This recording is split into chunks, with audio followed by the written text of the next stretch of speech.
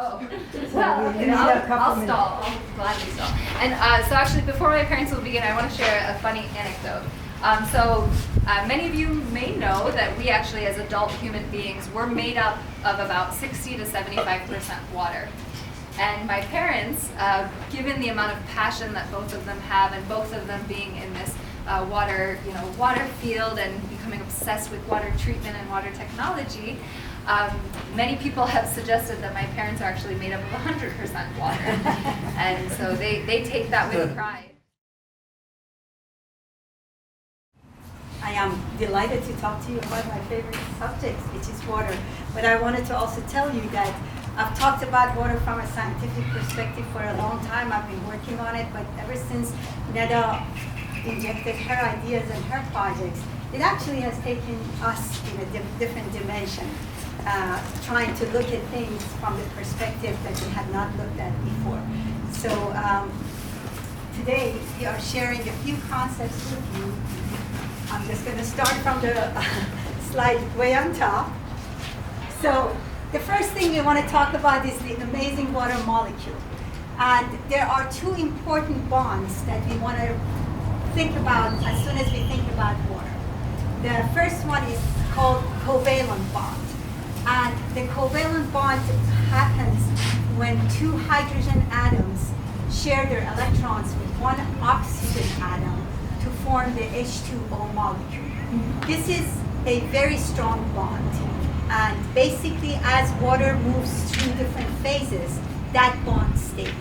And it's the foundation of the formation of the water molecule. But the amazing thing about that molecule, this bond, is that the oxygen, negative charges around the oxygen and the positive charges around the hydrogen are not balanced. So this is what makes the water molecule what we call a polar molecule.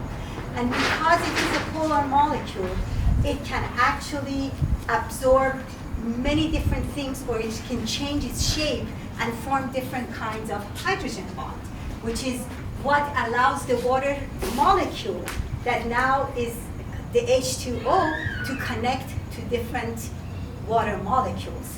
And I believe that we are going to have a demonstration of the water molecule, the two types of bonds by Ned. So we see the O's are oxygens in blue, and then the H's are hydrogens. So the first type of bond that my mother was just explaining is the covalent bond. And the covalent bond is very, very strong. And so the electrons between the oxygen and the hydrogen are shared. So could we see what a strong covalent bond looks like? Right? So we see it's really strong, and you guys are sharing the oxygen. We don't have to. Does anybody want to be a hydrogen? It's okay. We are trying to not touch too much. It's okay. It's okay. Yeah. Okay, so we see there's this really, really strong bond, and they're sharing. But then, what's the differentiation between hydrogen bonds, right? So covalent bond is internal to the water molecule. So that's what actually connects the H2s and the O's. But then, how do water molecules connect to each other? So this is where the hydrogen bond comes in handy. So the hydrogen bonds are a lot weaker, and the hydrogens actually bond to other oxygens. And so can we see, so they actually bond, and they can easily break their bond, right? So they can easily open up.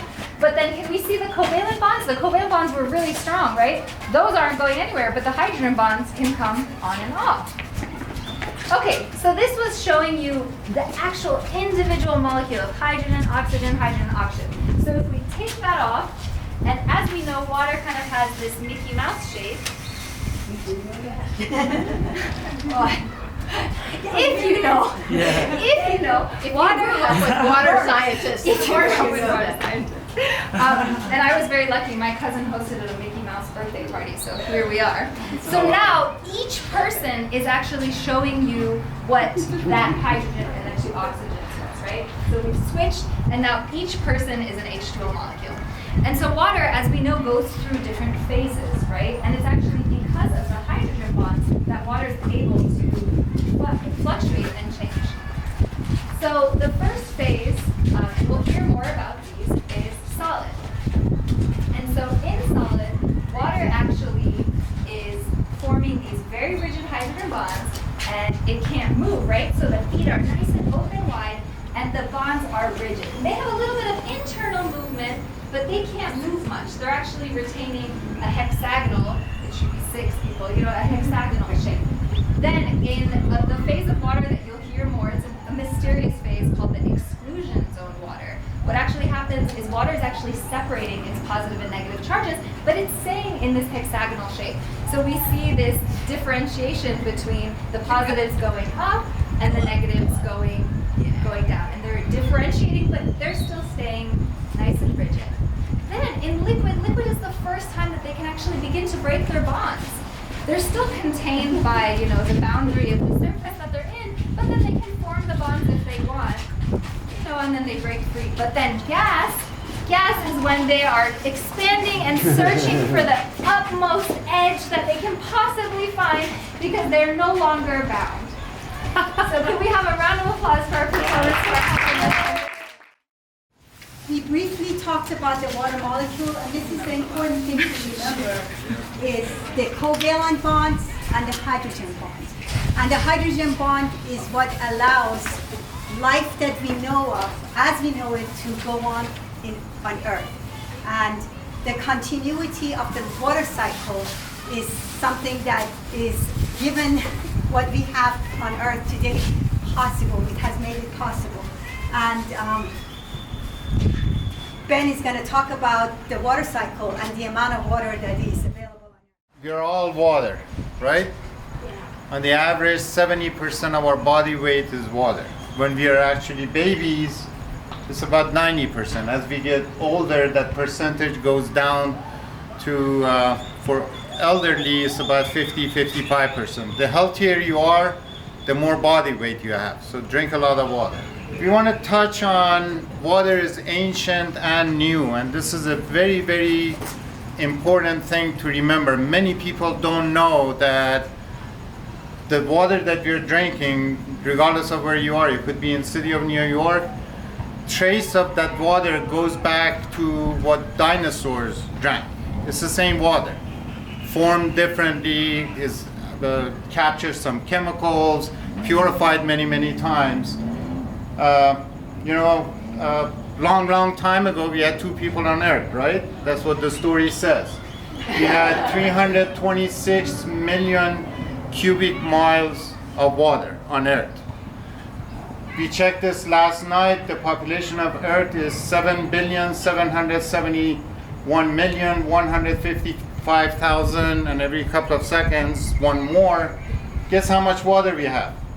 326,000 cubic miles of water. Not a drop more, not a drop less. It's the same water that goes through the cycle on Earth. It goes to the clouds, comes back, it's exactly the same water. Some of it is in form of ice.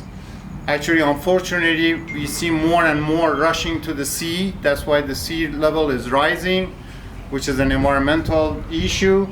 But anyway, it's the same water. There's been many recent studies, last 20-25 years, that are trying to put a fingerprint on water, the DNA of water. And it's amazing how they can trace, you give them a bottle of water, these special labs, they can pretty much trace where this water comes from based on the chemistry, based on the geology of the soil that the water took. There is actually a lot of scientists that are working on the fingerprint of water, and us in the water industry, water professionals, firmly believe that as the water is moved on Earth, the impact that the humans, the environment has on it can be traced back to the original shape of that water. So water intelligently adjusts to the environment that it is in. And we know about the 3 phases, actually the 4 phases that we were just talking about, the liquid, gas, and solid phases, and how the temperature and pressure and humidity, which is the water concentration in wherever we are, determines what form the water takes. And we are now learning about easy water, which is called exclusion zone water. And there's a lot of new fascinating information is coming out about this new phase of water, which is between the ice and water. So it is in between those two phases. And think of liquid crystal or egg whites. That's the consistency of the easy water.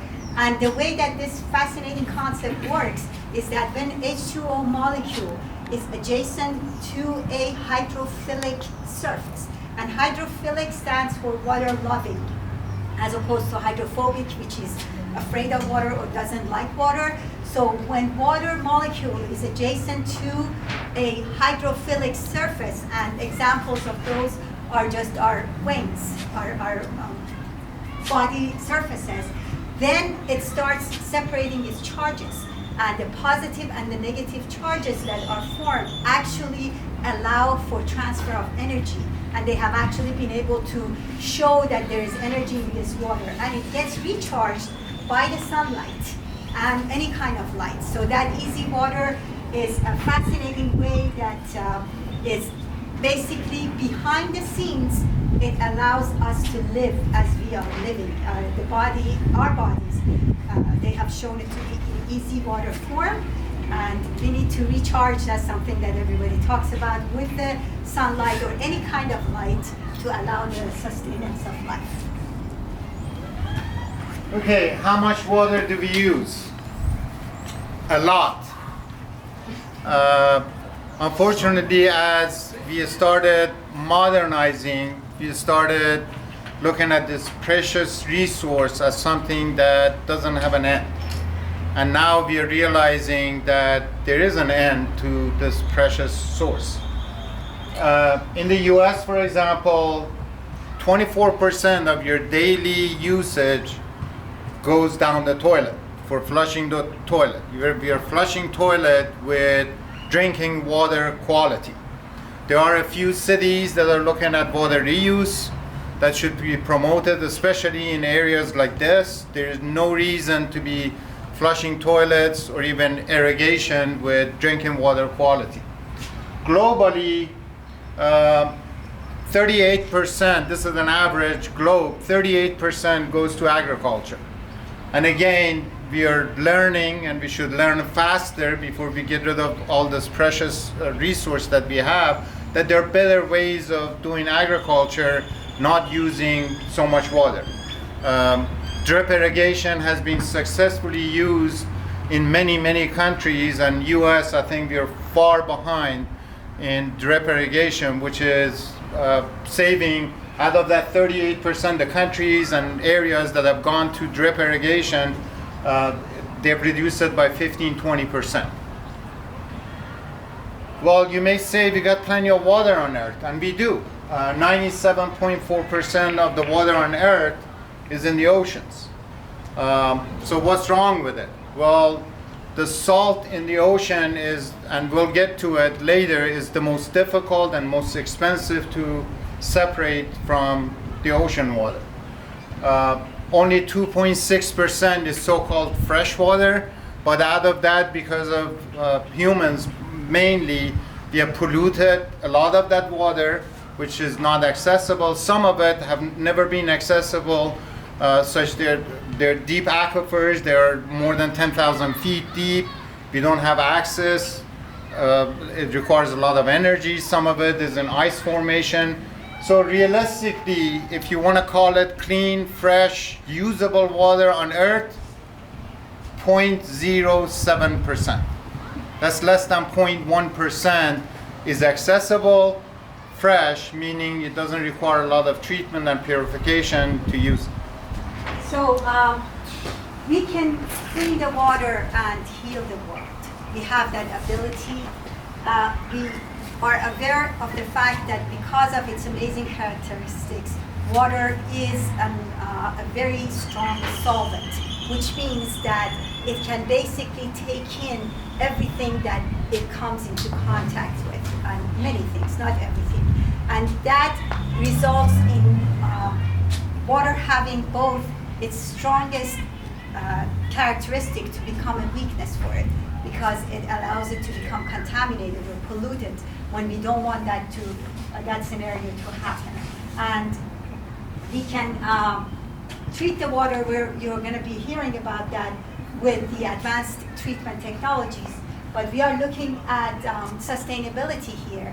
And in order to be sustainable, we have to have creative solutions to deal with the complexities of the water contamination. And this requires to look at the bigger picture and understanding how we can deal with the different parts of this puzzle to be able to provide the appropriate type of solution for the specific type of contaminants that we are dealing with. Look at the top portion of this part, the top half of this chart. The contaminants that us as water professionals, water purification engineers have to deal with comes in 7 orders of magnitude. That means the smallest thing we have to remove is 10 million times smaller than the larger stuff that we have to remove. So that creates a challenge because there is not a one size fit all. Every water, every city, every country, even 2 sides of a river may require a different solution. Just to give you a perspective, I'm going to start with the large particles in the 100 to 1,000 micron range. This is what we call turbidity. When a water is in a river is dirty, you call it turbid or muddy water. That's what this stuff is. Very easy to clean. You basically put it in a container, it settles, you filter it, you're done. As we get smaller and smaller, you can see bacteria that comes in a wide range, 0.1 to 10 micron. Viruses much smaller, 0.01 to 0.1 micron range. You have pathogens here, some of the human-made chemicals here in this range, in the 0.001 range. The smallest thing that we have to deal with is the stuff that's dissolved in water that you cannot even see under an electron microscope. What are those? We call them salt. It doesn't necessarily mean sodium chloride. It's not necessarily salt. That's one of them. But anything that's dissolved in water, arsenic, nitrate. Nitrate is a huge issue where you have agriculture. Many different contaminants, PFOs, PFAS, some of the pharmaceutical. They're all in this range, 0.0001 micron. And then at the bottom of the chart, we show the treatment technologies. The one that is used still, as I'm standing here, 92% of the US cities, municipalities, use a technology called, we call it conventional filtration technology. This technology came to us from the Egyptians and Persians. Basically, they took a container, put some sand and gravel, poured the water on the top, and collected at the bottom. You'll be surprised that 92% of municipal systems in the US, we are still using that technology. Now look at the limit of this technology up here and see how much of this stuff is not removed. It's sand. Water moves through sand. Some of the contaminants, larger contaminants, gets attached to the sand. Then we backwash and get rid of them and restart the filtration process. That's where the advanced technologies start, where the conventional can't remove anything smaller. You're looking at microfiltration, ultrafiltration, nanofiltration, and the finest technology is called reverse osmosis. That's what we use to desalinate water, for desalination. Or recently, all the studies are showing, unfortunately, the only technology that they can use for PFAS, PFAS, some of the antibiotic, some of those small pharmaceutical is reverse osmosis.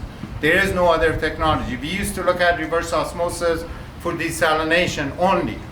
But now we are saying, wait a minute, don't call it just desalination. We have to use this technology, unfortunately, because some of these contaminants are so small. Antibiotic is almost getting to the size of salt, which is the smallest thing dissolved in water.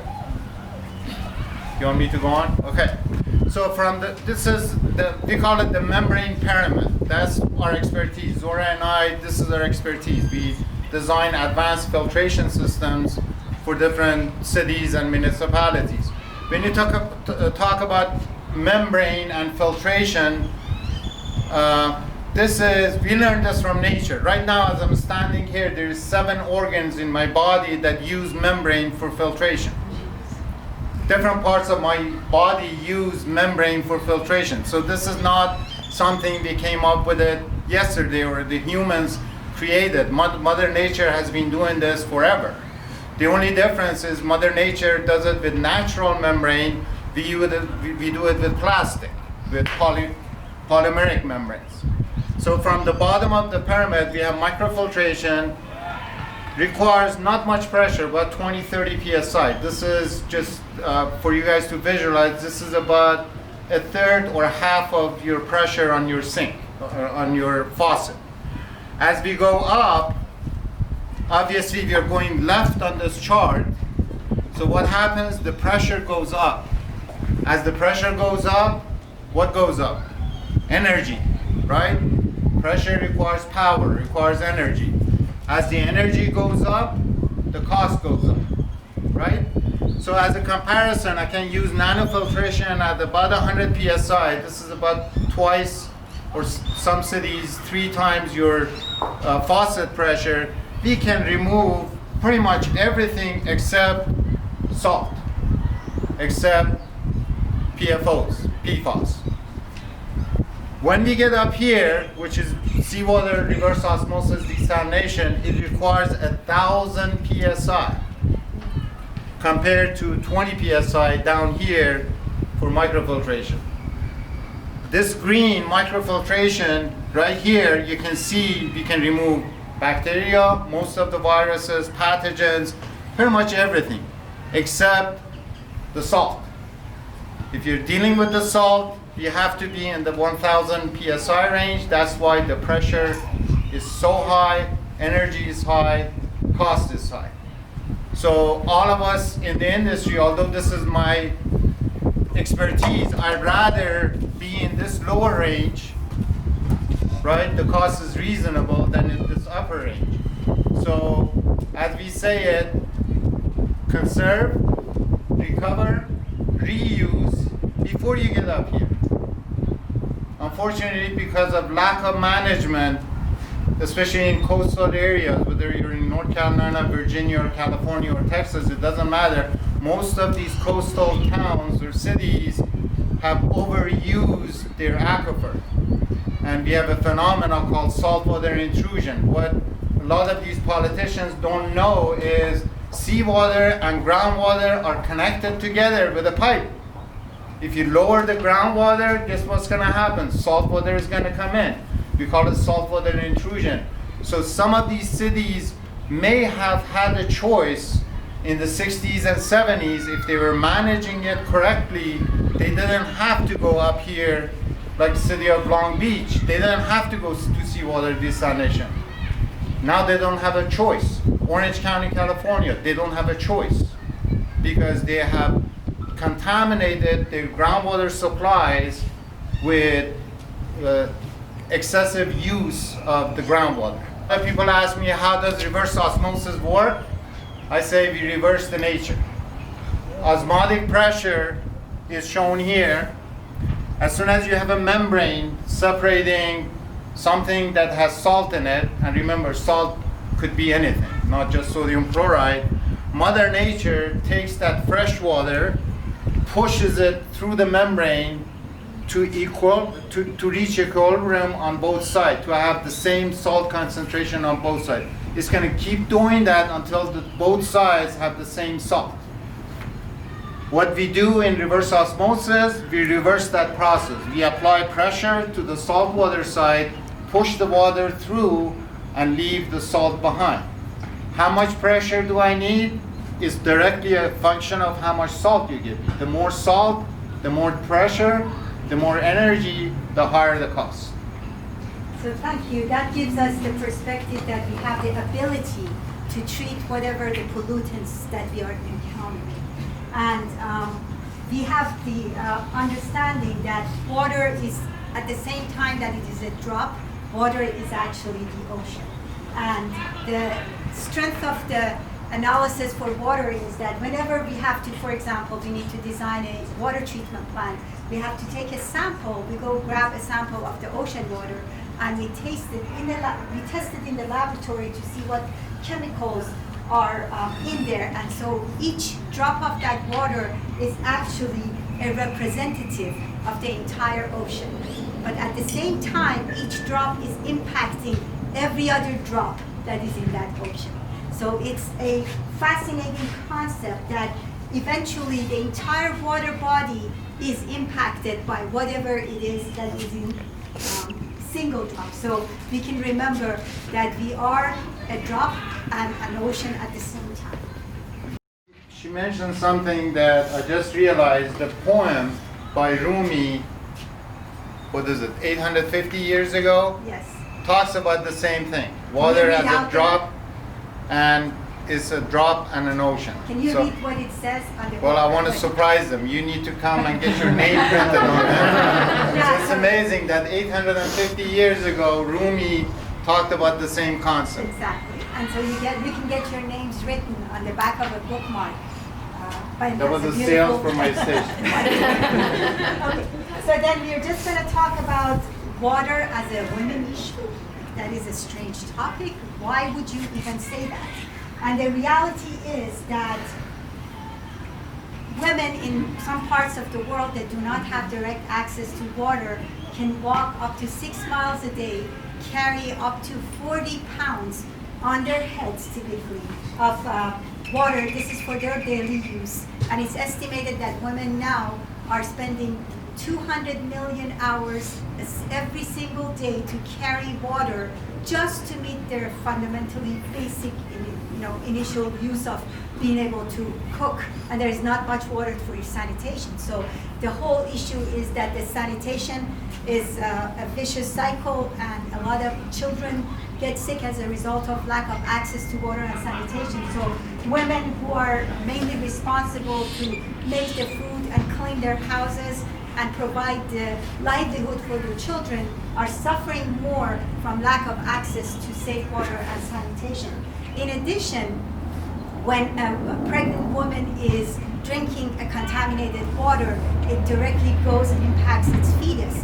The other thing is that the child, the infant that is drinking mother's milk, is drinking the contaminated milk as a result of any kind of pollutants that are in that water. So overall, women are much more significantly impacted by lack of water and sanitation. And the fascinating thing is that many women, as a result of this, value and appreciate water a lot more. They have a very special relationship with water. And this is what we are trying to convey in our discussions, and I think Neda's doing an amazing job of bringing to all of our attentions, is that how do we develop our relationships with water? What do we understand about it, and how can we learn from water? Because it has a lot of lessons to share with us. And of course, water is constantly seeking balance. Ben talked about how water is looking at finding balance between the different environments that it is in. And it is the ultimate solvent. We talked about its capability to basically try to deal with whatever the situation is and equalize it and efficiently deal with any kind of a setting. We talked about the phase changes and how wisely and smartly water just moves around and changes itself or changing its decision to be in a different format. And we know it has a strong memory. We talked about the water fingerprint and how it carries the message from its ancestors. And it's a very powerful thing to realize we are water, and the water that is inside of us has the ability to carry the message that is supposed to be carried through us to the next generation. Because it's the same water that we're drinking now that our children and grandchildren will be drinking and the ancestors before us drank. So that is a very powerful ability of water. Water is supportive, and we talked about easy water and how it's actually behind the scenes making all of our functions within our body so silently and so critically, it's allowing it to continue and happen.